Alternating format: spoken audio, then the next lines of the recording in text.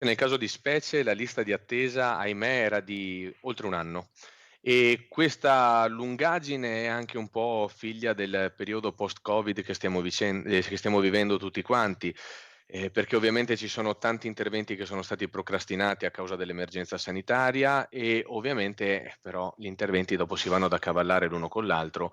È un effetto domino quello che avrebbe portato alla morte di Enzo Stevanato, 61 anni di Martellago, una vita in DeLonghi e una passione per la pesca portata avanti con il Lenza Club di Mogliano. A dicembre 2021 quella che sembrava una scoperta tutto sommato banale, un polipo alla narice, è in questo momento che viene inserito nella lista d'attesa dal reparto di otorino-laringoiatria di Milano, tempistica prevista per l'appunto 1 anno con la raccomandazione di contattare il medico curante in caso di peggioramento che purtroppo c'è stato. Stevanato cerca di mettersi in contatto con il dottore, ma quest'ultimo è in ferie, il naso continua a sanguinare. Venerdì 13 maggio viene portato in pronto soccorso, ma rimandato a casa sempre in attesa del rientro di quel medico. Il giorno dopo, sabato, il copione si ripete alle 18, secondo accesso al nosocomio, ma non ci sono otorini. Stevanato ritorna al mattino di domenica, gli viene sostituito il tampone e anche qui viene rimandato a casa. Lunedì finalmente la visita in reparto, si decide di intervenire con il bisturi, ma con scarso successo.